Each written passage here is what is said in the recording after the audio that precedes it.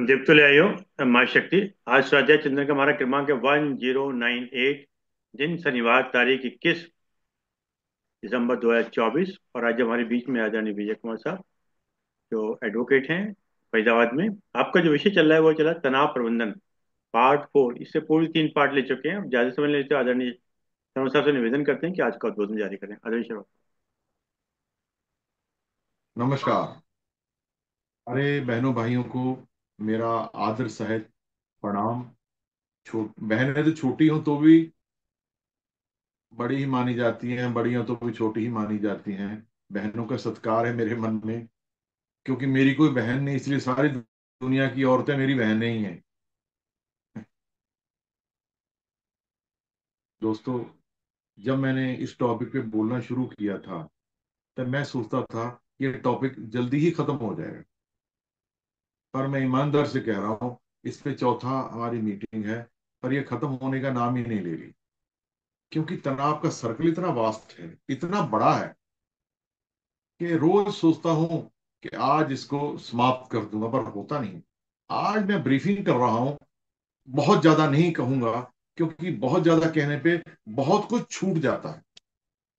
आज पहले मैंने 4 तरह के स्ट्रेस बताए हैं। अब मैं इनके 4 इफेक्ट्स बताने जा रहा हूं। जो इंसान, महिला हो या पुरुष हो, बहुत ज्यादा तनाव में रहता है, बहुत ज्यादा तनाव में रहता है, एक तो वो चिड़चिड़ा हो जाता है। दूसरा, बहुत सारी बीमारियों का शिकार हो जाता है। तीसरा, उसकी उम्र कम हो जाती है। और टोटल फेलियर्स हो जाता है। टोटल, अगर उसमें करोड़ों रुपए रखे हो तो भी फेल हो जाता है। क्योंकि तनाव एक ऐसी बीमारी है, कितनी बढ़िया लकड़ी हो दीमक खा जाती है, इसी तरह तनाव इंसान को खत्म कर देता है। जिनको बहुत ज्यादा तनाव रहता है, तनावग्रस्त रहते हैं, जो हमेशा चिड़चिड़ हो जाएंगे, उनके परिवार, आपको जानकर बड़ी हैरानी होगी। अभी मैंने 8-10 दिन पहले, 10 दिन पहले की बात है, एक तलाक का मुकदमा डाला है मैंने। मैं टैक्स का वकील था, पर तलाक के इतने मुकदमे आने लगे। मैंने एक लेक्चर दिया था तलाक पे, तो तलाक के इतने मुकदमे आने लगे कि अब तलाक के मुकदमे बहुत आ रहे हैं। एक बहन सिर्फ इसलिए तलाक ले रही है कि उनका पति चिड़चिड़ा है, चिड़चिड़ा है। और बच्चा, लड़की उनकी 18-19 साल की है, लड़का उनका 22 साल का है। बोली मैं बाकी जिंदगी खराब नहीं करूंगी, ये तो चिड़चिड़ा बहुत है। और फेलियर है उनकी। दिल्ली में बढ़िया जगह पे बढ़िया दुकान है और बढ़िया आमदनी है, पर चिड़चिड़ा बहुत है। बोली मैं जिंदगी खराब नहीं करूँ, और तलाक ले, इस उम्र में आके, मतलब +45, और तलाक ले रही है। तनाव उसकी आदत बन गई है। ऐसी कोई बीमारी नहीं जो उसको ना लगी। और ये सारी मैं जानता हूँ तनाव से लगती है। लोग कहते हैं मीठा खाने से शुगर हो जाती है। शुगर से मीठा तो बंद हो जाता है, पर बीमारी की वजह मीठा नहीं होती।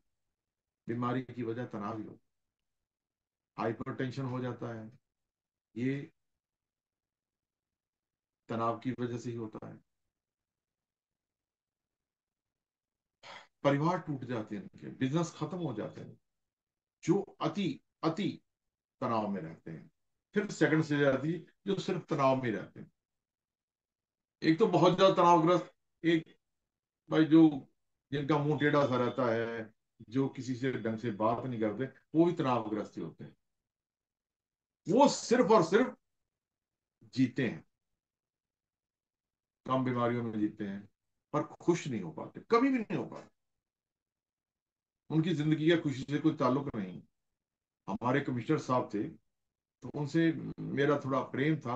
उन्होंने मेरा लेक्चर सुना, मैं करनाल में लेक्चर दिया था।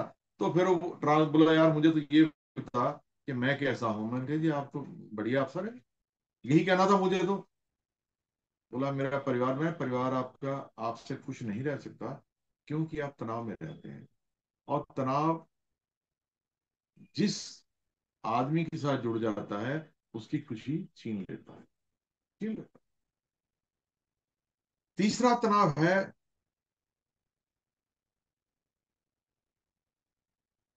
कभी तनाव कभी ना तनाव। ये आदमी जिंदगी की मौज करते हैं, कभी तनाव में हो गए, कभी नहीं हुए। इनके पास सब कुछ होता है, सारी फैसिलिटी होती है, क्योंकि तनाव एक पावर है। अभी भाई साहब ने कहा था तनाव होना चाहिए। बिना तनाव के आपके अंदर ताकत नहीं आती। पर यह नहीं कि हमेशा तनाव में रहो। मीठा ताकत है, बिल्कुल ताकत है। पर सिर्फ मीठा खाने से ताकत खत्म हो जाए, बीमारियां लग जाती हैं, और नहीं तो दांत ही खराब हो जाएंगे। इसलिए एक सही मात्रा में तनाव हो। जैसे मान लीजिए हमारे को क्लाइंट आता है, तो पैसे देके देता है, पर तनाव भी साथ दे जाता है। हमें लगता है जीतना है, हमें कोशिश करनी है, मेहनत करनी है। वो तनाव पॉजिटिव तनाव, तनाव चाहिए। बिना तनाव के कभी किसी ने तरक्की की है? तरक्की में तनाव बहुत जरूरी है। मैंने एक दिन पहले भी एग्जांपल दिया था, 1965 जब इंडो पाक युद्ध हुआ, तो हिंदुस्तान पर वाकई कहर बन के टूटा पहला दिन। क्योंकि अमेरिकन पेटेंट टैंक उनके पास थे, जिनका हिंदुस्तानी गोलों का उन पे असर ही नहीं होता था। And I was on the Amritsar border, मैं वहां रहता था। परंतु ओवरनाइट एक राजू नाम का टेक्नीशियन था, उसने ऐसा बम बनाया जो ड्रिल करके फाड़ देता था। अगर ये एक दिन भी युद्ध में हार नहीं होती, तो ना टैंक टूटते ना बम बनते। तनाव में ताकत है, ये आपको नए नए रास्ते खोल देता है, नए नए बुलंदियां छूने का मौका देता है। और चौथा जो भाई साहब कह रहे हैं कि बिल्कुल तनाव ना हो, ऐसे आदमी हैं दुनिया में, पर कितने हैं? 2-4 लाख में एक आध, 2-4 लाख में एक आध जिसको तनाव नहीं। क्यों? कि उसने कहीं मोह ही नहीं रखा अपना। उसने कहीं मोह नहीं रखा। यहां मोह नहीं है, पैसे का लोभ नहीं, वहां तनाव है ही नहीं। जब सिकंदर इंडिया में आया, इंडिया को जीतने के लिए, तो इंडिया को जीतने के लिए नहीं आया था वो। या उसको किसी संत ने कहा कि वहां पर अमृत है, अगर तू पी लेगा तो अमर हो जाएगा। उसकी तलाश में इंडिया में आया था। उसने सारे सिपाही छोड़ दिए कि सब संतों से पता करो कि वो पानी है कहाँ, जल है कहाँ पर। तो एक संत बर्फ पे बैठा हुआ था, एक सिर्फ उसने धोती बांध रखी थी और बर्फ के ऊपर बैठा तप कर रहा था। उसको कहा, भाई तू यहाँ ठंड नहीं? बोला मुझे ठंड नहीं लगती, मैं तप कर रहा हूँ, सालों से कर रहा हूँ। बोला अच्छा ये बता, यहाँ कोई जल है जो पी के आदमी अमर हो जाता? बोला हाँ है। बोला बता कहाँ? बोला बताना मना है, बताऊंगा नहीं मैं। बोला तेरी गर्दन काट देंगे। बोला उसका मुझे डर ही नहीं, गर्दन कटी समझ, काट, क्या दिक्कत है? खैर उसने उसके पैर, समझदार सिपाही था, उसने पैर पकड़े, बोला महाराज आपके दर्शन करना चाहते हैं। तो उसको ले गए सिकंदर के पास। सिकंदर ने उससे पूछा, उसका आदर सम्मान किया। बोला ऐसा कोई जल है तो बताया, मैं समाज की सेवा के लिए निकला हूं। और हालांकि सच बात नहीं थी, पर निकला जल के लिए था। उसने बता दिया, हिमालय में वो ले गया। बोला वो जल। जब सिकंदर वो जल पीने लगा, तो एक कौवा बोला जो उसके पास बैठा था, सिकंदर ये जल पी मत लेना, मेरी हालत देख लेंगे। अमर तो मैं हो गया हूं, पर मैं चल नहीं सकता हूं। आत्मा ही तो अमर होगी मेरी, शरीर में चींटियां खा रही हैं, उड़ नहीं सकता हूं। उसने वहीं छोड़ दिया, जल पिया नहीं, पीता हुए अमर हो जाता। इसलिए उन आदमियों के लिए तो है ये, जिनको कोई लोभ ही नहीं, जिंदगी का लोभ नहीं, पैसे का लोभ नहीं, वो वाकई सुखी। पर ऐसे आदमी हैं कितने? 10-5 लाख में एक आध आदमी ऐसा होता है। वैसे मैं मथुरा वृंदावन जाता हूँ, वहां ऐसे कई संत हैं जो पैसे को छूते ही नहीं। मतलब हमारा कोई मतलब नहीं पैसे से, छूते ही नहीं। चलिए, ये तो बात हो गई तनाव की। अब तनाव खत्म कैसे हो? तनाव खत्म के लिए मैं 25 पॉइंटों का जिक्र करूंगा। पहला है कि जिस तरह एक गुरुत्वाकर्षण का नियम है कि जो आसमान से गिरेगा वो नीचे ही आएगा, इसी तरह जीवन का भी एक नियम है कि मानव से प्रेम करो और वस्तुओं का उपयोग करो। यहां से शुरू शुरू होता है तनाव।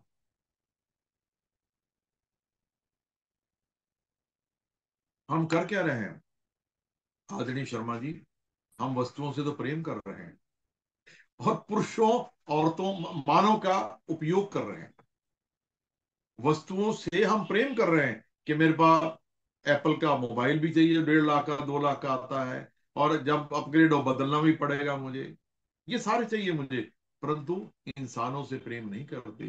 जब तक हम इंसानों से प्रेम नहीं करेंगे, पॉजिटिव वाइब्रेशन हमारे पे नहीं आएगी। आप कभी भी, अभी लेटेस्ट स्टडी है शर्मा जी, कि यदि आप किसी को दान करते हो तो आपकी बॉडी में पॉजिटिव एनर्जी प्रवाह करना शुरू हो जाती है। ये तो हम सब जानते हैं। परंतु स्टडी क्या है कि जो आदमी आपके पास खड़ा है, वही वही एनर्जी उसमें भी प्रवाहित होनी शुरू हो जाती है। जैसे मान लीजिए आप भंडारा कर रहे हो, आप में तो पॉजिटिव एनर्जी आएगी, मैं वहां बांट रहा हूं, मेरे में भी आएगी, और जो खा रहे हैं उनमें भी आएगी। ये दान का प्रभाव है। परंतु हम आदमियों को इंसान नहीं मान रहे, उनका दुरुपयोग कर रहे हैं। तनाव शुरू यहां से होता है। यदि हम इस नियम को मान लें, वस्तुओं का प्रयोग करें और आदमियों का सम्मान करें, तो ये तनाव शुरू ही नहीं होगा, शुरू ही नहीं होगा। जॉन पॉवेल एक बहुत बड़े ऑथर हुए हैं, उन्होंने कहा कि खुद को जीतना वाकया ही जीत है, विजय है, और खुद के द्वारा जीता जाना सबसे शर्मनाक हार। खुद को जीतना सबसे बड़ी जीत है, और खुद के द्वारा जीता जाना सबसे बड़ी हार है। ये सेंटेंस थोड़ा अटपटा लगा जब मैंने इसको पढ़ा, सुना, तो फिर बाद में मालूम पड़ा वो ये कहता है कि खुद को जीतना, अपनी जो हमारे अंदर की है अच्छाइयां बुराइयां, हमने बुराइयां निकाल दी तो जीत लिए, सबसे बड़ी जीत है। और खुद के द्वारा जीता जाना सबसे बड़ी हार है। मान लीजिए हमें नशा करने की आदत हो गई, अब देखिए ना सारा पंजाब नशे के ग्रस्त हो गया, हरियाणा की परली साइड भी नशे से होती जा रही है।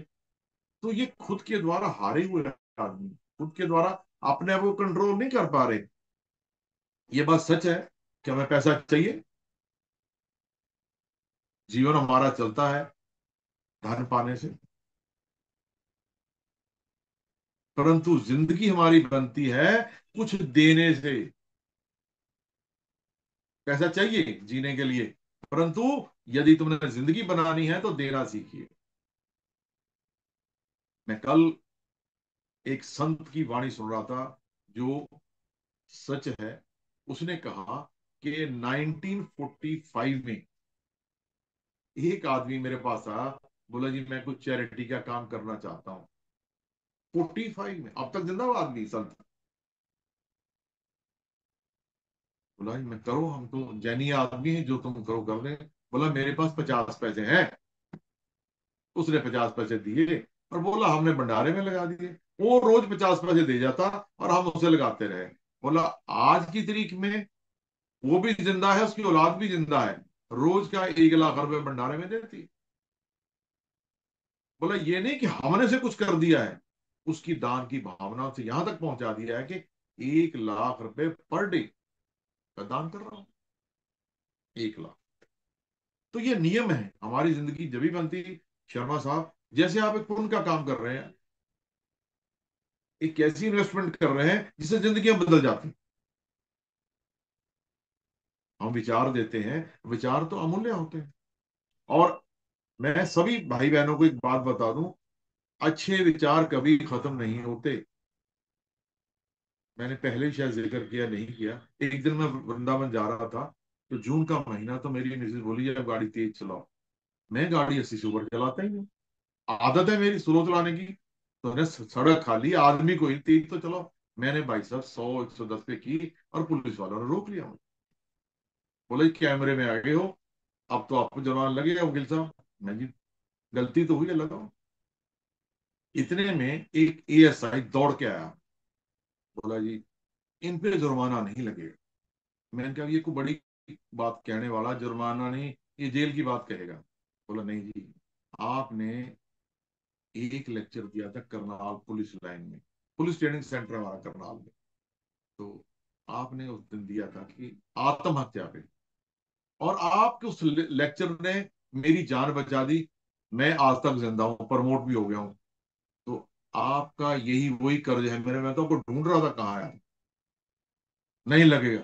पुलिस वालों का था कैमरा, आपको तो पता ही है, उसमें कोई ऐसा नहीं कि दूर जाता है कोई। उन्होंने कहा नहीं नहीं लग, कोई बात नहीं। फिर चाय पिलाई। ये इन्वेस्टमेंट थी सर मेरी। मैं सच कह रहा हूं इतनी।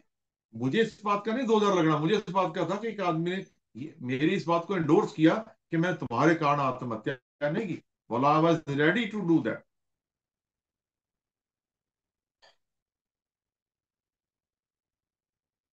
यदि हम सोचते हैं कि हम तनाव रहित रह सकते हैं या तनाव के साथ रह सकते हैं, तो दोनों बातें सच। क्योंकि जो फीडिंग हम दिमाग में करते हैं वो फीडिंग सच हो जाती है। अब मैं जो बोल रहा हूं, मेरा राइट ब्रेन उसको सुन रहा है, और जिस दिन ये लेफ्ट ब्रेन में चली जाएगी वो सच हो जाएगी, होके ही रहनी है। शर्मा जी, जो लेफ्ट ब्रेन में चली जाती है, मैं आप तमाम बच्चों को सबको कहता हूं, जो तुम बनना चाहते हो, जिस राइट ब्रेन से लेफ्ट ब्रेन में बात चली जाएगी, होके रहेगी, होगी रहेगी और होनी है। तो इसलिए हम क्यों ना अच्छी बात ही कहें जो हमारे राइट कान से सुन के लेफ्ट दिमाग में चली जाए और वो काम हो जाए। बाइबल में एक बात लिखी शर्मा साहब, कि जो छूट गया है उसे भूल जाओ। ये बाइबल की स्टेंजा बोल रहा हूं। अब शर्मा जी, हम भूलते ही तो नहीं। हम याद रखते हैं कि फलाने आदमी ने ये मेरे साथ बुरा किया था, मौका मिलते ही मैं ठीक कर दूंगा इसको। एक दिन हमारे जो मंत्री हैं यहाँ लोकल, किशन पाल मेवला जी, बोले वकील साहब हमारे यहाँ तो बड़ा बुरी है। मैंने कहा क्या हुआ? बोला वकील साहब हमारे पुरखों का झगड़ा हुआ था किसी से, पुरानी बात है, कोई 30-40 साल पुरानी बात है। बोला मैं वोट मांगने गया। बोला अरे तू तो उसी का ही है ना, तेरे को तो हरवा के ही मानूंगा। बोला क्या हुआ, मेरे से क्या गलती हुई? बोला नहीं, तेरे दादा से हुई थी। बोला दादा की बात अब तक लिए पड़ रहे, परंतु मैंने हाथ जोड़े, हाथ जोड़ने में उसने, भाई मुझे माफ कर दो, दादा की गलती है तो माफी मांगता हूँ, नेता आदमी है तो माफी दे दी गई, वो जीत भी गया। परंतु हम जो कैरी कर रहे हैं शर्मा साहब अपने साथ नेगेटिविटी, वो सबसे ज्यादा नुकसानदेह हमारी वो है। और बाइबल ने बात स्पष्ट कही है, जो पीछे छूट गया उसको, अब बड़ी दिक्कत वाला काम था। ये माफ हो कैसे? माफ कैसे हो? बड़ा मुश्किल काम है। उसका भी एक फॉर्मूला है सर। यदि हम 7 दिन तक 490 टाइम ये कह के आप मुझे कह दो कि विजय शर्मा ने टाइम बहुत लिया था, मैं उसे माफ करता हूँ 490 टाइम, तो मैं यकीन मानो आपके दिमाग से निकल जाऊं। ये भी बाइबल में लिखा हुआ है जो मैं बोल रहा हूं। और आप इसे, मॉडर्न साइकोलॉजी इसको मानती है कि 490 टाइम जब आदमी बोलता है तो चीजों का असर होता है। डर, नफरत, चिंता बाहर निकालो, इसी जगह प्रेम, विश्वास और खुशी भरे। ये नेक्स्ट पॉइंट है। अब बड़ा मुश्किल का काम है भाई। नफरत तो निकलती नहीं, जड़ पकड़ लेती, प्रेम उसकी जगह आए कैसे? परंतु परंतु मेरा लेक्चरर थी जो बाद में प्रिंसिपल बनी, उन्होंने एक बार मुझे कहा कि विजय हमारे कॉलेज में आके लेक्चर दे। तू सुना लेक्चर दे रहा है? मैं जी मैं देता हूँ। मैं गया वहां पर, तो उसने मुझे अपनी प्रॉब्लम बताई। बोली विजय मुझे गुस्सा बहुत आ रहा है, मेरे पति रोज कहती इतना गुस्सा मत कीजिएगा बीमार हो जाएगी, पर मैं रोज कह के सोती हूँ कि कल गुस्सा नहीं करूंगी। सुबह उठती हूँ गुस्सा नहीं करूंगी, पर गुस्सा उतना ही तेज आता है। मैंने कहा मैडम ऐसा है, मैं माफी के साथ एक बात कहूँ, every action has equal and opposite reaction. तुम रोज गुस्से को याद दिलाती हो, आज ही हो, मैं भूल जाऊं तो भी आज ही हो, तो गुस्सा तो मैडम आएगा। इसकी जगह ये कहो कि मैं शांति और प्रेम से रहूंगी, तो 40 दिन बाद देखना शांति और प्रेम ही आ जाएगा। जिसको बहुत गुस्सा आता है वो इस फार्मूले को अपनाए, सुबह भी रात को भी सोते समय कहे कि मैं शांति और प्रेम से रहूंगा, और सबसे और खास तौर से विजय शर्मा से तो प्रेम करूंगा ही करूंगा। ये हमारा टाइम तो खाता है पर बात तो कुछ बताता है। तो इसलिए मेरी रिक्वेस्ट ये है, जिस भाई बहन को बहुत गुस्सा आता, तनाव में रहता है, तो ऑटो फीडिंग करो कि मैं प्रेम से रहूंगा, शांति से रहूंगा, और हो जाएगा। हमारे पास शर्मा साहब रोज समस्याएं आती हैं, बहुत सारी समस्याएं आती हैं, क्योंकि हम प्रोफेशनल हैं, और जो नहीं उनको भी आती है। ये सारे वो फार्मूले बता रहा हूं जिससे आप तनावग्रस्त नहीं होंगे। तनाव को आप एक हथियार की तरह इस्तेमाल करेंगे। आप अपनी समस्या को दिमाग में डालो, समस्या को बार बार याद ना करो, उसे यही पूछो दिमाग से कि इसका हल क्या है, सोल्यूशन क्या है।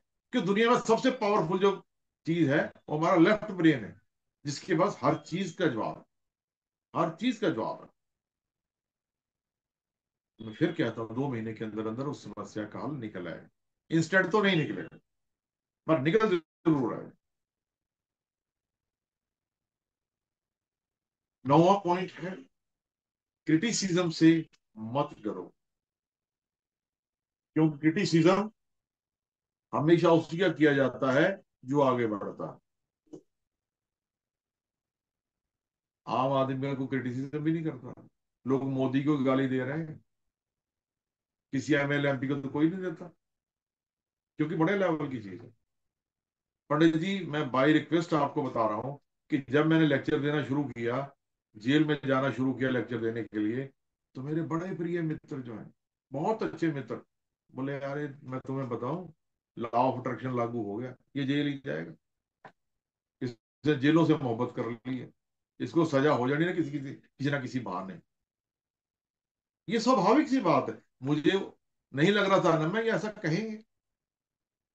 जो आपके मित्र हैं वही आपके सबसे पहले कॉलर पकड़ते हैं, बाकी दुनिया को मतलब भी क्या है? कोई नहीं पकड़ता, उनको मतलब ही कोई नहीं। पंडित जी, मतलब उन्हीं लोगों को है जो आपसे, आपके कंपटीटर हैं, आपसे मोहब्बत करते हैं या आपसे जेलसी करते हैं। दो ही आदमी हैं, दो ही आदमी हर दुनिया में जो आपसे जेलसी नहीं करते। एक तो आपकी माँ, सारी दुनिया की माँ अपने बेटे से या बेटी से जेलसी नहीं करती। और दूसरा गुरु, गुरु भी कहता वाह, मेरे चेले ने तो कमाल कर दिया। तो ये दो आदमी तो जेलसी नहीं करते, और बाकियों से उम्मीद करो जब तुम पे वो करें, क्रिटिसिज्म करें, तुम्हारे बारे में कहें, आलोचना करें, तो सोचो कि हम कुछ आगे बढ़ रहे हैं। एक जापान की कहावत है, पहले मैंने सुनाई है, पर इसके बगैर मेरा लेक्चर पूरा ही नहीं होता। गीशा को छोड़ो, जापान में जो राजनर्तकी उसे गीशा कहते हैं। और राजनर्तकी एक दिन किसी प्रोग्राम में जा रही थी। जिन भाई बहनों ने नहीं सुना उनके लिए ये एक लाजवाब चीज है। तो एक बरसाती नदी में पानी बहुत तेज था, शर्मा जी, वो उसमें पैर रखती थी तो बहने का डर था। वो खड़ी थी, प्रोग्राम लेट हो रहा था, तो वहां दो संत, बौद्ध भिक्षु, नदी पार करने लगे। तो बड़े संत ने कहा कि बेटा तू यहाँ खड़ी क्यों है? बोली मैंने, महाराज जी दरिया नदी पार करनी है और पानी बहुत तेज है, मैं बह जाऊंगी। तो उसने कहा अच्छा, चल तू, मैं तुझे उठा के पार कर देता हूँ। उसने उठाया, कंधे पे डाला, और नदी पार करा दी उतार के, और चले गए। और जो छोटा संत था वो कसम खा रहा था, गुस्सा कर रहा था बहुत ज्यादा।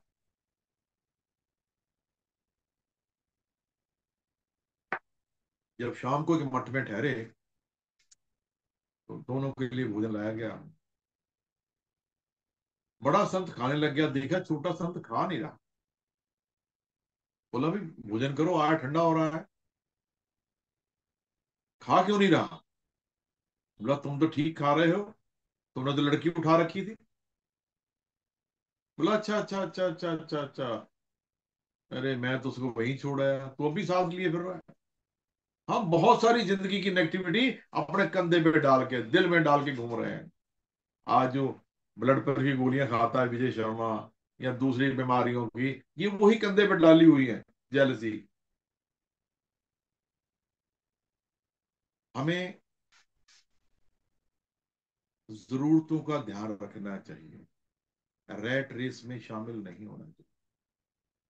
हमारी सबसे बड़ी समस्या आज की तारीख में यही है।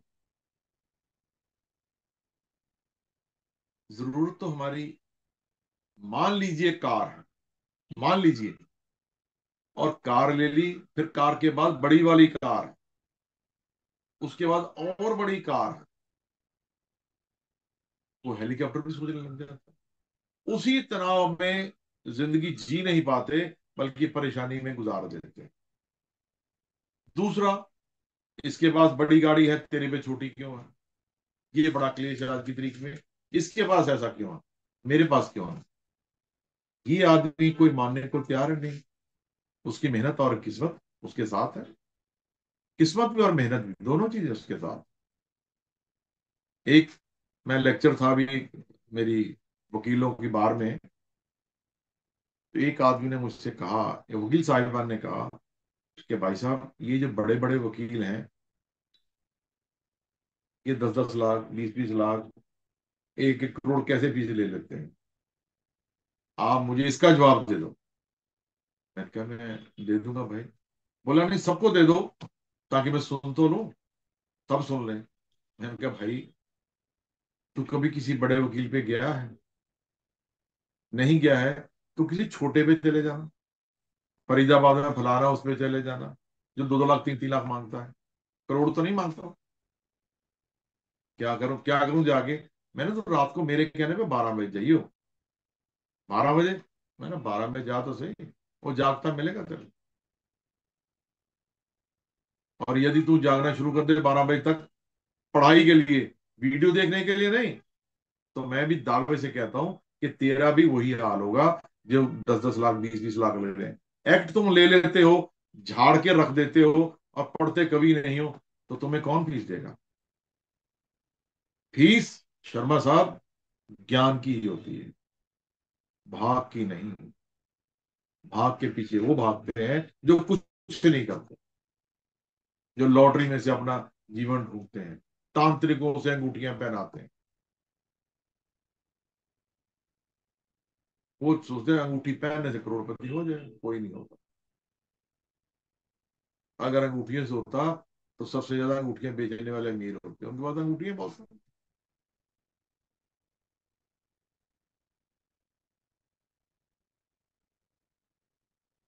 पर एक चीज तो हमें देखनी चाहिए ना, कहीं को हमें एंड तो सोचना चाहिए। एंड कहाँ है इसका? जो हम कमा रहे हैं, जो हम कर रहे हैं, हमारे तनाव की वजह एक ये भी तो है। क्या हम एंड ही नहीं देखते? भाई, आज मुझे घर चाहिए, मेरे को घर मिल गया। मेरे को कार चाहिए, मेरे पास कार भी है। मेरे बच्चे पढ़ लिख गए, वो भी काम हो गया। शादियां हो गई, उनके बच्चे। अब ये बताओ, देने वाले का शुक्राना कब अदा करोगे?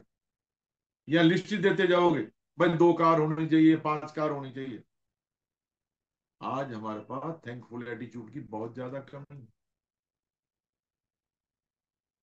पंडित जी, मैं बड़े प्रणाम करने के बाद मैं आपका बहुत शुक्रगुजार हूँ, क्या आपने मुझे अपने साथ जोड़ा है।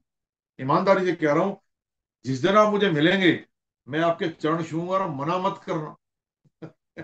मना मत करना, क्योंकि आप ही तो हैं जो मुझे यहाँ ला रहे हैं। ला रहे हैं इसीलिए ला रहे हैं कि मेरे अंदर जो थोड़ा बहुत धन है, वो बाहर निकला है। धन क्या है? विचारों का धन। यदि मैं उस पुलिस वाले की जान बचाने में परमात्मा ने सक्षम कर दिया, तो यहां पर भी कामयाब होने में बहुत सारे तैयार हो गए। कामयाबी का सिर्फ एक ही है कि आप कहीं कोई विचार मिल जाए, उसे छोड़ो मत, उसे कैप्चर करो, कोशिश करो उसे इनकैच करने की। हम सुन लेते हैं, पहले सबसे मजाक उड़ाते हैं, बकवास कर रहा है यार, इसके पल्ले कुछ नहीं है, ये कहीं से पढ़ के बोल देता। अरे सारी दुनिया पढ़ के बोल रही भाई, गीता ही कौन सी मैंने लिखी थी? ये तो भगवान कृष्ण की है। रामायण ना मैंने लिखी थी, तुलसीदास जी की है। उसे पढ़ पढ़ के ही बोलते हैं, मैं भी पढ़ पढ़ के ही बोल रहा हूँ। इसलिए भाई साहब, आप सबके सब ये जान लीजिए कि यदि हम जिंदगी में कामयाब होना चाहते हैं, तो क्रिटिसिज्म बंद करो।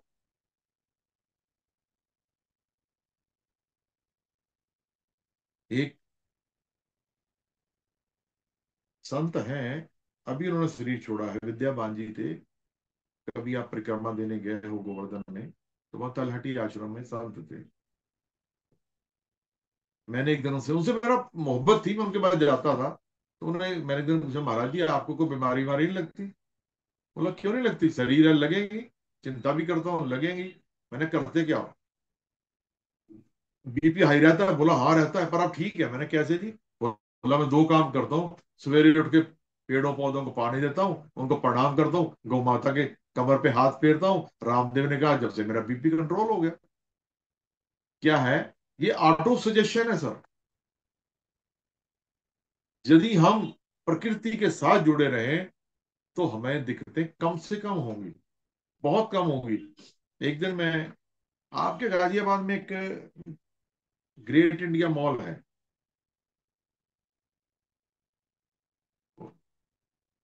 मैं अपनी धर्मपत्नी के साथ वहां गया, तो वहां पर एक मेरी क्लास फेलो मिल गई।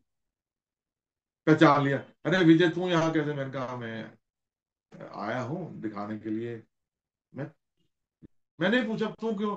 बोली मैं बड़ी परेशान हूँ। मैं तुझे क्या परेशानी है? तेरी तो शादी अच्छे घर में होगी। बोले अच्छे घर की छोड़, मेरे को मेरी बिल्ली का खाना नहीं मिल रहा, कैट फूड नहीं मिल रहा। तो मैंने कहा कैट फूड तो चूहे होते हैं, वो तो दुनिया भर में घूम रहे हैं, तू यहाँ मॉल में घूमती फिर रही है। बोली तू बिल्कुल देहाती का देहाती रहा, तुझे यही नहीं पता आजकल बिल्लियों का खाना अलग होता है। मैंने, अच्छा भी होता होगा। तो वो कैट फूड लेने के लिए फरीदाबाद से आपके ग्रेट इंडिया मॉल में गई थी। बोली मैं बड़ी परेशान हूं, मेरा तो बीपी बढ़ गया है, इसका क्या? मैंने कहा मतलब कोई अलग होता है? बोले इसका फ्लेवर अलग होता है, ये अलग फ्लेवर का खाना खाती है। मैं, हम तो बुरे से बुरा पंडित जी दूध पिला दिए बिल्ली को, इससे ज्यादा तो मैंने ना देखा ना मैंने किया है। और बिल्ली अगर बाई चांस मर जाए तो सोने की बिल्ली और दान करनी पड़ती है। ऐसा ही था ना जी। तो अब उसका बीपी इस बात से बढ़ रहा है कि उसकी बिल्ली का खाना नहीं मिल रहा। कभी भी स्टेटस पे ध्यान मत दो, जरूरतों पे ध्यान। क्योंकि हम स्टेटस पे ज्यादा ध्यान देते हैं, लोग क्या कहेंगे, लोग तो कुछ हमें कहते ही रहेंगे। रिश्तों का अर्थ शर्मा जी मिलना जुलना नहीं होता, प्यार मोहब्बत नहीं होता। ये कॉमन सेंस की बात है, रिश्ते प्यार मोहब्बत से ना। रिश्तों का अर्थ होता है बर्दाश्त करना। यदि हम रिश्तों को साथ चलना चाहते हैं तो हम चाहते हैं हमारी तरह ही हो, नहीं होगा। यदि मैं चाहूं सारे रिश्तेदार मेरे जैसे हो जाएं तो मैं अकेला ही रह जाऊंगा, मेरा रिश्तेदार कोई मेरे साथ खड़ा नहीं होगा। कोई तेज स्वभाव का है, कुछ ज्यादा खाने वाला है, नमक मिर्च खाने वाला है, कोई ड्रिंक करने वाला है, कोई मीट मैं नहीं करता तो इसका मतलब मैं तो बाहर हो गया, दीवार हो गया। नहीं, मुझे सबके साथ मिलना बैठना है, नहीं खाना मेरी मर्जी, खाना नहीं तुम्हारी मर्जी। ये सारी चीजें हमें अपने आप को उसमें एडजस्ट करना आना चाहिए। तनाव का कारण उस घर में क्यों नहीं जाएगा? भाई वो सारे दारू पीते हैं, भाई मैं नहीं जाऊंगा, बस वो तो पीते, तू मत पी। यदि रिश्तों के साथ मिलके आपको चलना आता है, आपको भी, मेरे सारे श्रोताओं को, तो उनको तनाव नहीं रहेगा, हर जगह एडजस्ट हो जाएंगे, हर जगह एडजस्ट हो जाएंगे। अब डाइवोर्स वही तो होता है जो हम स्वभाव मैच नहीं आते, और क्या होता है? कुछ भी नहीं होता, खाना तो सब लोग खाते हैं पर स्वभाव मेल नहीं खाते, इसलिए भाई हो जाता सारा मामला। रिश्तों को निभाना यदि हमने सीख लिया शर्मा साहब, तो यकीन मानिए तनाव रहेगा ही नहीं। तनाव इसी बात का है कि मेरी धर्मपत्नी मेरा कहना नहीं मानती और मेरा पति मेरा कहना नहीं मानता, एक दूसरे का मानते हैं और औलाद कहना नहीं मानती। एडजस्ट होना सीख लो ना। ये क्यों नहीं मानते हो कि आज बच्चे बड़े हो गए हैं, अब उनकी चलेगी, अब स्टीयरिंग उनके हाथ में, अब तुम पिछली सीट पे हो, अब ड्राइवर को टुक टुक मत करो, जैसा चलाता चलने दो, पूछे तो बता दो, नहीं चुपचाप पीछे बैठे रहो। यदि हम एडजस्ट होना सीख जाएंगे तो शर्मा साहब गारंटी से मानिए कहीं तनाव नहीं रहेगा। हम कहते हैं मेरी ही चलेगी, मेरी ही बातें घर में चलेंगी, नहीं चलेंगी। जब नहीं चलेंगी तो तनाव उत्पन्न हो जाए।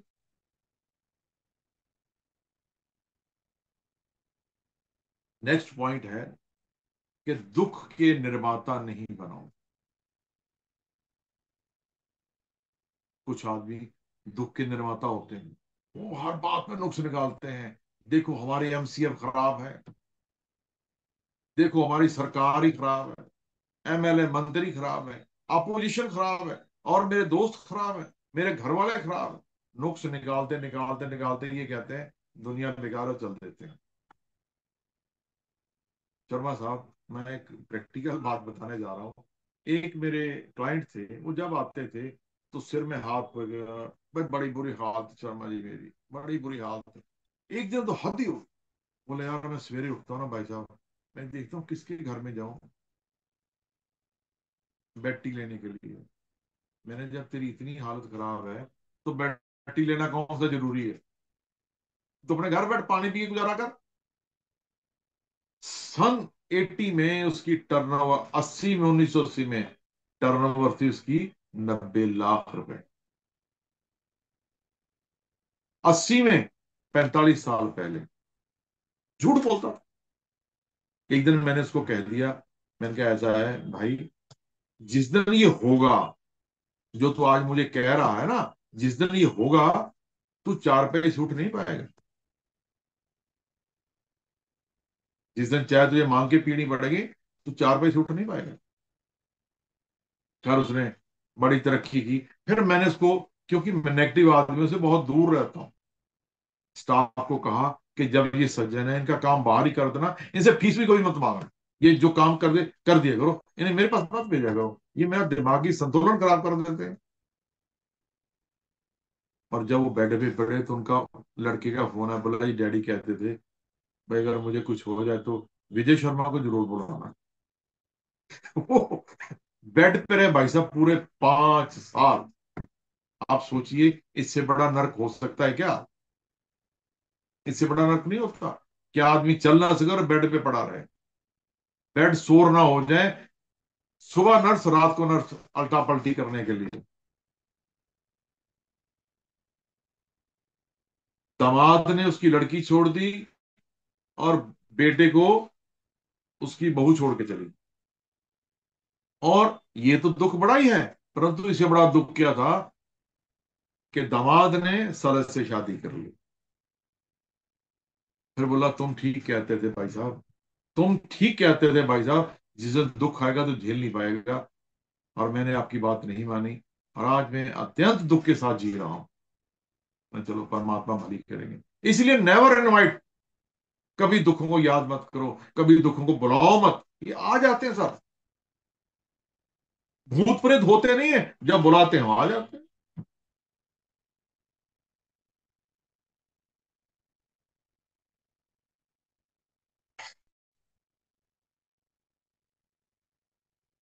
आदमी सबसे ज्यादा वो दुखी, 10 मिनट रह गए हैं, जो अपने काम को पसंद नहीं करता, वो दुखी है। अब बहुत से लोग दुखी थे भाई साहब, सेल्फ जीएसटी खत्म हो गया तो वैट लागू हो गया, वैट आ गया तो जीएसटी लागू हो गया। जब मैंने उनको कहा कि जो भी नया कानून आएगा वकीलों की फेवर में आएगा, व्यापारियों की फेवर में आएगा, तुम चिंता ना करो, तो उन्होंने कहा पागल है, ऐसे बोल देता है। आप सब कह रहे भाई साहब आपकी बात बिल्कुल ठीक है, हम तो 150 से अब 450 वकील हो गए, इसका मतलब दम है। मैं अब भी कहता हूं, जब बदलाव आता है ना शर्मा साहब, तो बेटरमेंट के लिए आता है। कभी ऐसा नहीं होता कि बदला, आप जैसे आपके बाल सफेद हो गए हैं, आप किसी भीड़ में चले जाओ और किसी बहन को कह दो साइड हो जाओ, बुरा ही नहीं मानेंगे, ये फायदा है आपका।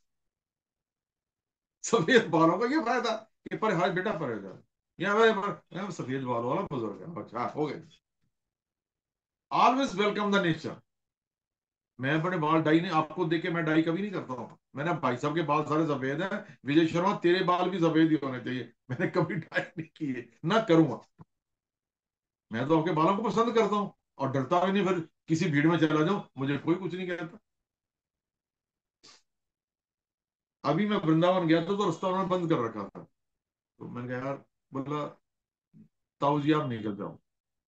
मैंने कहा भाई ठीक है, बालों ने पूरी पेमेंट कर दी मेरी, बोले रास्ता बंद है, बोले ताऊ जी आप निकल जाओ, आप बुजुर्ग आदमी हो, आप कहाँ खड़े थे, निकल गए। गलतियां जरूर करो, नहीं करोगे तो गुनाह होंगी, पर गलतियां रिपीट मत करो। गलतियां जरूर करो, नहीं करोगे तो सीखोगे कैसे? गलतियां गुनाह होंगी अगर नहीं की तो।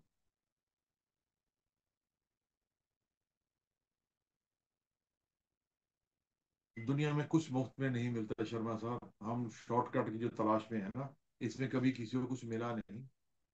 शॉर्टकट में कुछ नहीं मिलता। मिलता हमेशा, हमेशा मेहनत से मिलता है। जो बच्चे ये मान के चलते हैं कि शॉर्टकट लॉटरी से करोड़पति, नहीं होगा। कोई होगा ही नहीं आज तक, ना होगा। मान लीजिए हमें पैसा माँ बाप से बहुत सारा मिल जाता है ना, यदि हम उसकी रीपेमेंट नहीं करते, माँ बाप का ध्यान नहीं रखते, समाज में इन्वेस्ट नहीं करते, वो पैसा खत्म हो जाता है। उसमें भी मेहनत चाहिए।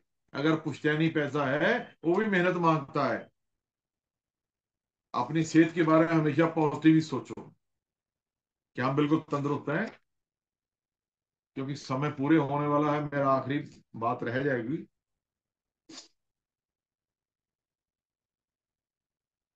अपने आप को एटलस मत मारो कि तुम्हें सारी दुनिया की जानकारी है। अगर कोई कहता है तो सुन लो उसकी बात, मान लो उसकी बात। श्री गुरु नानक देव साहब की बाणी है कि मत पराई नानका ते झोली लईए अड, चंगी चंगी रख लिए ते माड़ी दी छड़। अगर कोई अगर अकल देता है, जोड़ी फैला के ले लो, अच्छी रख लो, माड़ी फेंक लो। आखिरी बात, क्योंकि समा जो इजाजत नहीं देता, आपके साथ बैठ के तो समय, वो कहते हैं तेरे पास आके मेरा वक्त गुजर जाता है। पंडित जी आपके पास तो मैं इंतजार करता हूँ कब अरविंद जी के पास बैठूंगा और कब बात दिल की करूंगा। ये मेरे, मोदी तो मन की बात करता है ना, मैं अपने मन की और दिल की दोनों की बात करता हूँ। आंतरिक शांति बहुत जरूरी है, जिसे आत्मिक शांति लोग कहते हैं। जब आदमी आंतरिक शांति नहीं मिलती, तो आत्मग्लानि का शिकार हो जाता है। विजय शर्मा ने ऐसे जरूर गुनाह किए होंगे, जिसका उसे पता है। अब उसके दो ही इलाज हैं। उन गुनाहों से तौबा करे कहां पर? या तो उस आदमी से करे जिसके साथ गुनाह किया है, माफी मांग ले, भाई गलती होगी उस वक्त, या सबके पिता परमात्मा से माफी मांगे। यदि उसने माफी नहीं मांगी कहीं से भी, तो अपने आप को सजा देता रहेगा कि तूने गलती की है। कहेगा नहीं नहीं मैंने जानबूझ के थोड़ी की, ये अपने आप को समझाएगा। फिर कहेगा ऐसा भी तो हो सकता, तो नहीं करता तो। वो चीजें उसको जिंदगी भर दुख देती रहेंगी, और वो नाकामयाबी का रास्ता पकड़ लेगा। आपको उस केस का बिल्कुल पता होगा शर्मा जी। एक आदमी अमेरिका में,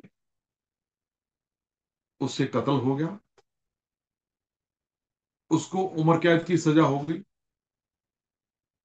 और किसी तरह पैरोल पे आया और भाग गया, और भाग के वापस गया ही नहीं। और 20 साल के बाद उसने कोर्ट में जाके सरेंडर कर दिया, भागने के 20-25 साल बाद। तो जज ने पूछा भाई तेरा तो रिकॉर्ड ढूंढना पड़ेगा, उन दिनों कंप्यूटर नहीं होते थे। रिकॉर्ड ढूंढा, मिल गया। बोला हाँ जी मैंने कत्ल किया था। बोला अब क्यों पेश हो रहा है, तेरी तो सजा भी अब तक खत्म हो चुकी होती। बोला मैं भागा था सजा से, पर मुझे नहीं पता था कि मेरा मन मुझे इतनी सजा देगा। मैं हर पल सोचता था पुलिस आ गई, अब मेरी को कंप्लेंट कर देगा, मैं पकड़ा जाऊंगा।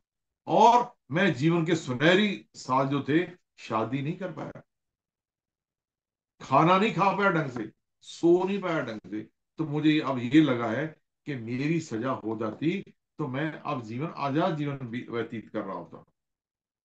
इसलिए माय डियर, जो आंतरिक शांति है, वो होना बहुत ही जरूरी है, बेहद जरूरी है। क्योंकि यदि हम आत्मिक शांति कर लेंगे, सजा हो जाएगी, माफी मांग लेंगे, माफी मांगने के बाद हमें कोई दिक्कत नहीं रहेगी, तो तनाव का तो प्रश्न ही नहीं रहेगा।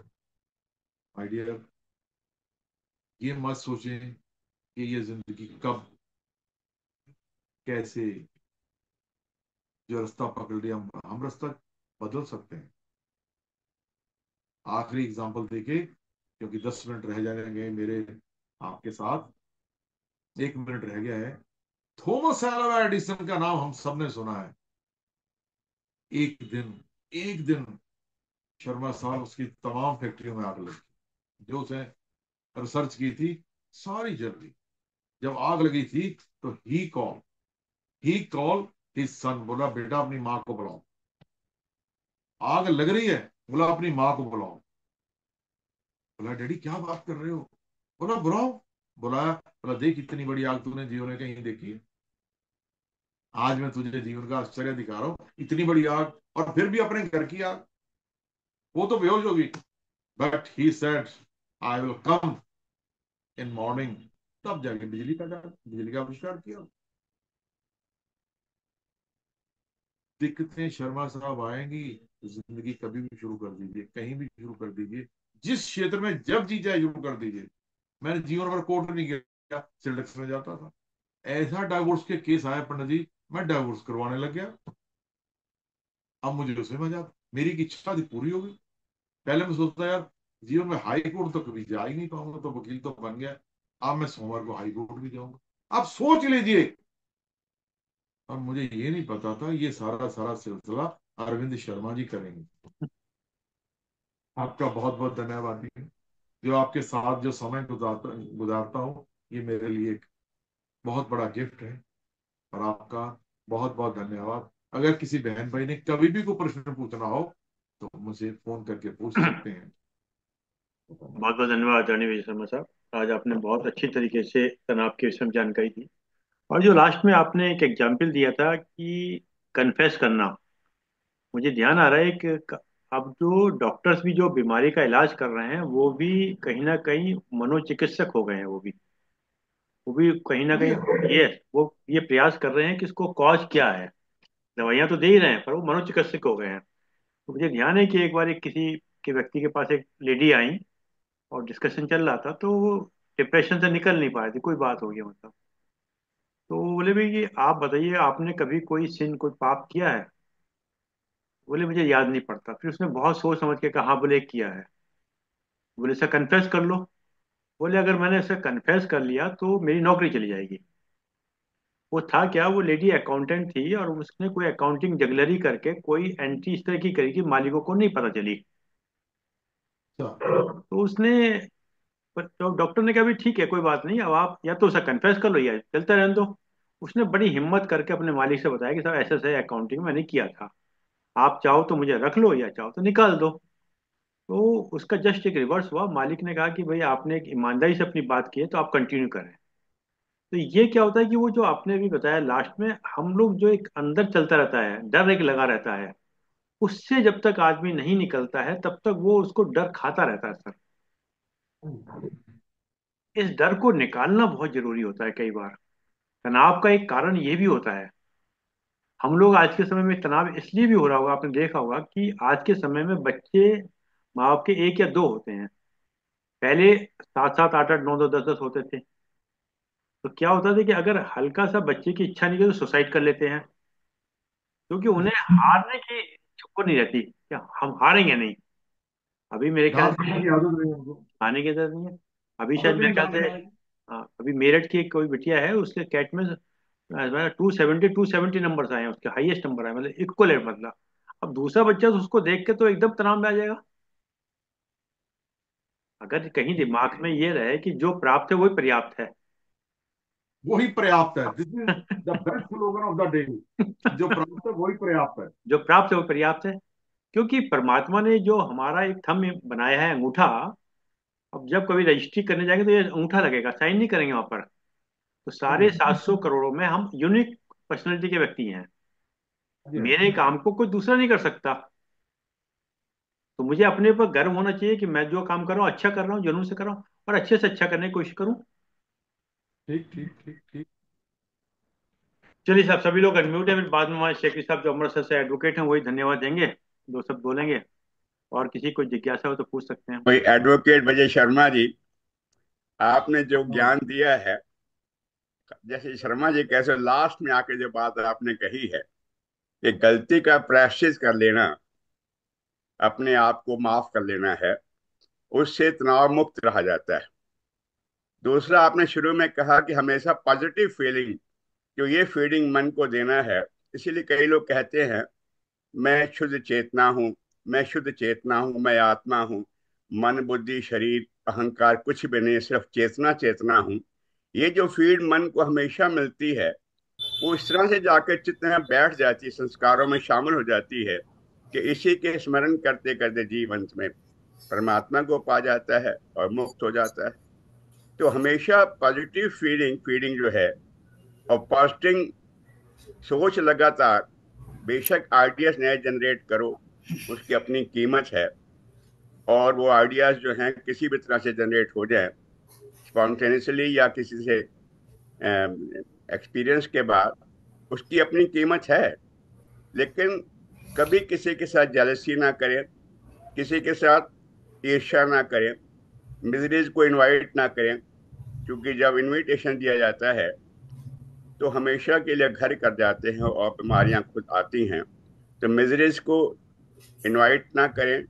अगर कहीं पर कोई बात हो गई, उसकी इमीडिएटली छोड़ दें, क्योंकि जब उसका चिंतन करते रहते हैं तो चिंतन अल्टीमेटली हमें उसी ओर ले जाता है जैसा हमारा चिंतन चलता रहता है। तो नेगेटिविटी छोड़ करके पॉजिटिविटी के साथ जीना, इससे स्ट्रेस हमेशा दूर रहता है। और जरूरतों पर कहीं ना कहीं आके लगाम लगाना पड़ेगा, क्योंकि जरूरतों की तो कोई सीमा है ही नहीं। यानी जरूरतों की तो आकाश लिमिट है, और वहां तक पहुंचते पहुंचते हमारा जीवन खत्म हो जाता है। लिहाजा जैसे शर्मा जी कहते हैं, प्राप्त ही पर्याप्त है। जो प्राप्त है उसको पर्याप्त मान के सेटिस्फाई हो जाया जाए, तो मुझे लगता है इससे बड़ा स्ट्रेस दूर करने का कोई कारण तरीका अच्छा नहीं हो सकता। तो स्ट्रेस बेशक छोटे छोटे एग्जाम्पल देकर के आपने समझाया कि जो आत्मा में सुखी है, इसी में रमन करता है, इसी का चिंतन मनन करता है। संत से कहा चलो तुम्हें मेरे साथ चलना है, उसने कहा नहीं। बोले तुम्हारी जान ले लूंगा। बोले बेशक ले लो, पर मैं जा नहीं सकता, क्योंकि मैं इसी में संतुष्ट हूँ, यही संतुष्ट हूँ। कुछ नहीं मेरे पास, नंगा फिरता हूँ, घर बार नहीं है, कपड़े नहीं है, लेकिन फिर भी मस्त हूँ, आनंद हूँ, आत्मा में रमन करता हूँ। तो जो आत्मा में संतुष्ट है, जिसने समझ लिया है कि ये संसार एक प्रपंच है और मेरे मन का ही केवल विकल्प है, अगर मन मैंने शांत कर लिया तो संसार खत्म हो गया। और वासनाओं का जहां अंत हो जाता है वहां मोक्ष। तो वासनाओं का अंत हो जाना मोक्ष की प्राप्ति है। मृत्यु के बाद नहीं, जिंदा जी मोक्ष होता है। और वो वासनाओं का क्षीण हो जाना, वासनाओं का खत्म हो जाना, तृष्णाओं का खत्म हो जाना, कामनाओं की समाप्ति हो जाना, अपने आप में मोक्ष। तो पॉजिटिविटी के लिए और स्ट्रेस रिमूव करने के जो आपने तरीके बताए हैं, बेशक लाजवाब हैं, और उदाहरणों के साथ वास्तविक जीवन का हिस्सा हैं। इन्हें अपनाए रखें तो मुझे लगता है आपसे बहुत कुछ सीख पाएंगे। आपका मेरी ओर से धन्यवाद। आप सबको मेरा बहुत बहुत प्रणाम। शर्मा साहब, आप डॉक्टर जब प्रोफेसर मिलूंगा काला, पूर्ण डॉक्टर वंदना करूंगा आप सबकी। हाँ, प्रोफेसर डॉक्टर आर के काला साहब हैं, एमएस कॉलेज से रिटायर्ड हुए हैं और कबीर पे मैं बड़ा अच्छा। कॉमर्स डिपार्टमेंट में था, सब एचओडी कॉमर्स था। हम्म। 41 साल मैंने कॉलेज में जॉब किया है। हम्म। तो ग्रेटर नोएडा में मैनेजमेंट स्कूल का डायरेक्टर रहा हूँ 1 साल ग्रेटर नोएडा में, आर के जीआईटी का। आपने काला साहब ने जो बताया कि जो खर्चा करने वाली बात बताई, इसमें दो थॉट्स हैं। एक थॉट है कि आय से अधिक खर्च करने वाले तिरस्कार सहते हैं, कष्ट भोगते हैं। बेशक हाँ जी। बेशक। आय से अधिक आगे बढ़ो। खर्च करने वाले तिरस्कार सहते हैं और कष्ट भोगते हैं। हाँ और जी। और प्रसन्न रहने के दो उपाय: आवश्यकताएं कम करो, परिस्थिति तालमेल करो। आज एक स्ट्रेस का सबसे बड़ा कारण अगर देखा जाए तो एक क्रेडिट कार्ड है। ये भी ठीक जाने बात। अनजाने के अंदर व्यक्ति कहीं ना कहीं एक क्रेडिट कार्ड का बड़ा लुभावने की तरीके से बनवा लेता है। इसको और उस अवेल कर क्रेडिट लेते कार्ड में आप ताज्जुब करेंगे कि ज्यादातर लोग उसमें मीडियम क्लास की फैमिली के ही लोग क्रिप्ट हैं। हाँ जी, हाँ जी, बिल्कुल बिल्कुल। नाइन्टी क्योंकि परसेंट वो। जी हाँ, उसका जो इंटरेस्ट का लेवल है वो 30 से 40% का करीबन है। आज पेपर में था, मेरे ख्याल से आरबीआई का भी था, 40-50% जाता ब्याज। यानी कि जो एक एक समय जो 3% का ब्याज हुआ करता था खुद का, वो एक लीगलाइज तरीके से क्रेडिट कार्ड का होता है। उसमें क्या करते हैं वो, आप इतना डिफरेंस दे दीजिएगा और करते रहिए। आप एक साइकोलॉजिकल देखिएगा कि अगर मैं नगद पैसा दूं और अगर मैं क्रेडिट पे दूं तो मेरी परचेजिंग की पावर ज्यादा बढ़ जाती है अगर मैं नगद निकालूं। और उसके ऊपर देखिएगा, जब कभी हम परचेजिंग करने जाएं, मॉल में जाएं, कभी जाएं, और आपको कोई जीवन की आवश्यकताएं खरीदनी है, तो मैं ये नहीं कह रहा कि हमेशा ऐसा करें, पर अगर अपने साथ में पत्नी भी होगी और बच्चे भी होंगे, तो पता लगा कि मॉल में आजकल सामान लेने की परंपरा है। जो सामान आप लेंगे, चार सामान आप एक्स्ट्रा लेके आ जाएंगे। खासकर आप उन सामानों को भी ले आएंगे जो फ्री के मिल रही हैं, एक के साथ एक फ्री, दो के साथ एक फ्री। यानी कि आपके पास आवश्यकता हो या ना हो, फ्री के चक्कर में हमारे एक कॉन्सेप्ट है कि हम फ्री के चक्कर में ले आते हैं, चाहे वो हमारी डस्टबिन में पड़ी रहे। बच्चा साथ में गया, बच्चा कहेगा पापा ये दिला दो, अब मना नहीं कर पाएंगे। तो आपने क्या करा कि आपने अननेसेसरी अपना एक बजट बिगाड़ लिया, आप तनाव में आ जाएंगे। खासकर आप तनाव में अगर जाना है मॉल में तो 25-26 के पास जाओ, ताकि जो सैलरी क्लास वाले हैं उनके जेब में पैसा कम होगा तो कम खर्च करेंगे। 6 7 तारीख को। तो ये क्या है कि थोड़ा साइकोलॉजिकल है, मतलब या आपको अगर मॉल में जाना है या सामान लेना है तो घर से एक लिस्ट लेके जाओ कि साहब मुझे ये सामान लाना है। पता लगा कि आप सामान जो है लेने गए थे एक, चार और खरीद लाए। ये तो एक तनाव का कारण है। है, बेशक। हम्म। आप एक छोटा सा वर्ड प्रयोग कर रहे हैं, तनाव का कारण है। हम्म। मैं ये कह रहा हूँ बर्बादी का कारण है ये। हम्म। बस। एक परिवार को मैं बड़े क्लोजली जानता हूँ, बहुत। Hmm. Was in my relation. Hmm. लड़के ने 5 6 कार्ड लिए थे, जो हम्म। बैंक का। और तो और उसने 3 कारें खरीद रखी थी। हम्म। जरूरत उसको एक कार की भी नहीं थी। हम्म। और लास्ट में तीनों कारें बिकी, कोठी बिकी, सोना जो था घर में वो बिका, और टाइम उसकी डेथ हो गई। जिस दिन मैंने उसको कहा, मैंने कहा बेटा ये रास्ता ठीक नहीं है जो तूने अपना लिया है। पहली बात तो कार लोन पे लेनी ही नहीं चाहिए, हम्म। कारण कि तेरी कैपेसिटी नहीं है तो तू कार खरीद क्यों रहा है। कार जब खरीदो तो मेरा नगद पैसे मत खरीद रहा। वो क्यों देंगे, ब्याज कितना ले तो मैं जानते हो। नहीं अंकल जी आपको पता नहीं है, चलो नहीं देते। सब कुछ बर्बाद हो गया। मैं आज भी कहता हूँ ये ईएमआई वाले चक्करों में छोड़ दो, है पैसे तो लो, नहीं तो कोई जरूरत नहीं। आप क्या, वो जैसे कहते हैं ना, जेब सहे तो दान कर, देह से तो स्नान कर। बस बस जेब सहे ये तो दान देखिए। कर, देह से तो स्नान कर। तो आपके पास पेइंग कैपेसिटी तो देखिएगा, अगर आपको गाड़ी लेनी भी है तो कोशिश करें कि 1 2 साल पुरानी ले लो, तो 30-40% डाउन मिल जाएगी आपको। बिल्कुल बिल्कुल, सस्ती मिल रही है, क्या दिक्कत हम्म? है। तुम्हें गाड़ी तो चलानी है। गाड़ी का हमारा, मेरा तो मेन सिंपल है ना जी पर्पज ये है आजकल लोगों हाँ। का। एसी चलता हो और बारिश में भीगो नहीं। AC bus. चलता हो गाड़ी में, ये बस हम्म। बात खत्म हो गई। और हम्म। आजकल गाड़ियां भाई साहब खराब होती ही नहीं है। हम्म। जो मॉडर्न टेक्नोलॉजी है, गाड़ियां खराब नहीं होती। पर साहब है क्या कि हमारे यहाँ समय के साथ साथ ना चीजें बड़ी हो गई। जैसे कहते हैं कि बड़ा आदमी कौन, बड़ा आदमी वो नहीं है जिसके यहाँ चार आदमी काम करते हैं, बड़ा आदमी वो होता है जो चार आदमियों का काम खुद करता है। बहुत यहाँ सुंदर। स्वावलंबन आ जाएगा। ठीक बात है। हाँ। ठीक बात। बड़ा आदमी सही उससे नहीं बात। बना। हाँ। बिल्कुल ठीक। मतलब हमें क्या काम करने से कभी वो अपना काम खुद करना, जैसा अभी आपने चाय वाली बात कही। अगर मैं चाय सुबह को उठ के खुद बना लूं, पत्नी को भी दे दूं, तो क्या दिक्कत है उसमें? क्या कोई बुरा है। दिक्कत नहीं, हम्म। कोई दिक्कत है ही नहीं भाई साहब। हम्म। कोई दिक्कत नहीं। मुझे किसी घर के दरवाजे खटखटाने की आवश्यकता ही नहीं पड़ेगी। सही बात। हमारी जब लॉकडाउन हुआ था ना, लॉकडाउन, हम्म। तो उनका वकीलों को आया कि हम टाइम कैसे पास करें, हम घर पे बैठे हुए हैं। तो फोन आया, फिर मैंने कि वीडियो बना के भेजी। मैंने कहा भी सवेरे में उठा, बर्तन साफ किए मैंने, क्यों मेड तो आई नहीं। चाय मैंने बनाई। बर्तन साफ करो, तुम्हारी घरवाली खाना तो बर्तन साफ करो। और भाई साहब मैंने, अरे मैं तुम्हें रास्ता दिखाया है नालायक को, तो मानो मेरी बात को। तो यहाँ जो स्वावलंबन का या जो तनाव का कारण है ना, जो लोग खुद पानी का गिलास लेके नहीं पीते हैं, खुद बर्तन अपने हाँ, लिए उठा के रखते हैं, वो तनाव में ही बिल्कुल। रहेंगे। वो वे कहेंगे इंतजार करते कहेंगे, रहेंगे वो, मतलब। इनको ज्यादा है कि मैं कुछ हूँ। हाँ, आपको इतिहास गवाह है कि आपको मालूम होगा कि वो जूते कौन पहनाएगा, वो नवाब साहब जो थे अपना, उस चक्कर में बहुत बड़े हार हो गई थी। तो यानी कि वो है ना, तो ये आदत अगर हमारी स्वयं करने की पड़ जाए तो हमें कभी तनाव नहीं होगा ना। जैसे शेखरी साहब जानते हैं, हमारी ये डेली क्लास चलती है। कई लोग पूछते हैं साहब कितने लोग जूम पे आ जाते हैं, तो हम कहते हैं भाई राजा परीक्षित सुनाने वाले, सुखदेव जी सुनाने वाले, राजा परीक्षित जो है सुनने वाले, दो लोग हैं तो आप आ जाओ, वरना कोई दिक्कत नहीं, मैं खोलने वाला हूँ। मुझे कोई तनाव ही नहीं इस बात का कि चार आए, पांच आए, छह आए। और मैंने कहा रहे आपकी बात को देखिए, लेके। आदमी को मन नीवा हाँ। होना चाहिए। हम्म। आदमी का मन जो है ना वो नीवा होना चाहिए, मतलब झुकने वाला होना चाहिए। प्रॉब्लम कम रहती है, कम रहती है। और कभी कभी इसे प्रैक्टिस भी करनी चाहिए। हम्म। मैं नंदगांव जाता हूँ जी। I use to go once a week या आफ्टर 2 वीक। तो वहाँ सफाई कर्मचारी हैं, दो बहनें हैं। मैंने कहा भी मैं सबको दस दस रुपए देता हूँ, ज्यादा नहीं देता हूँ। तो उनको भी 10 रुपए पर। मैंने भी तुम्हारे साथ एक शर्त है।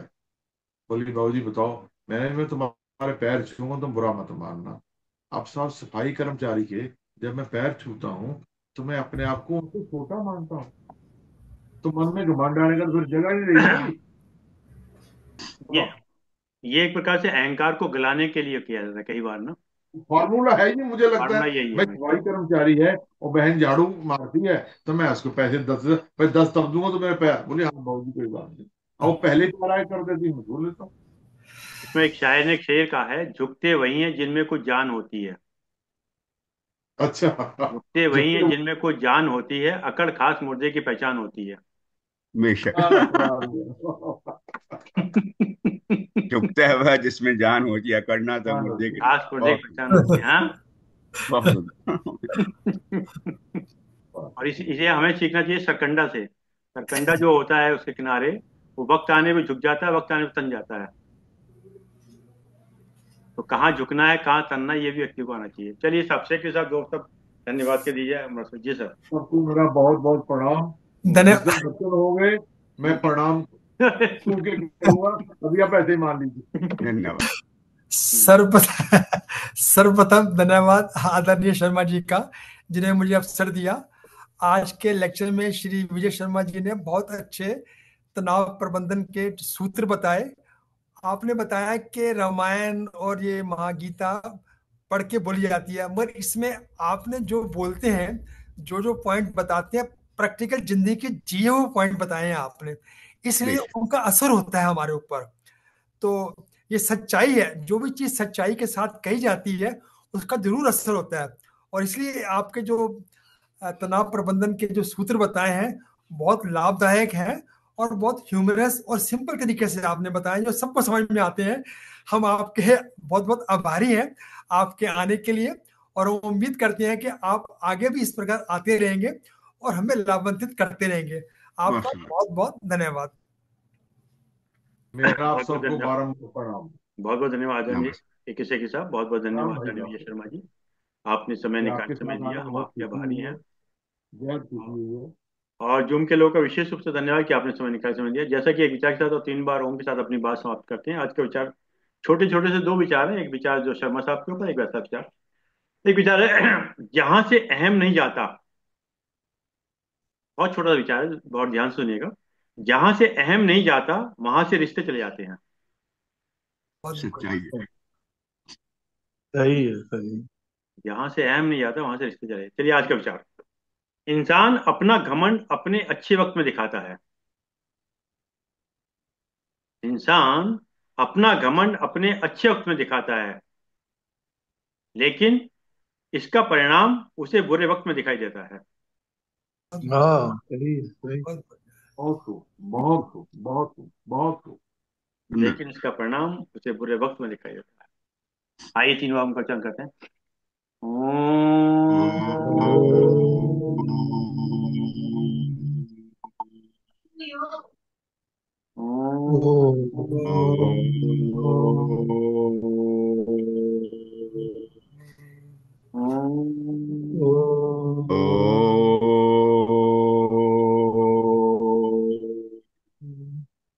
शांति। शांति।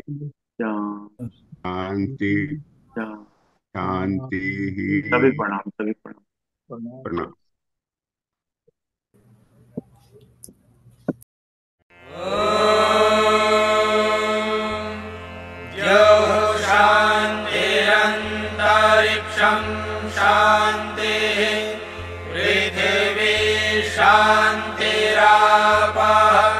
शान्तिरोषधयः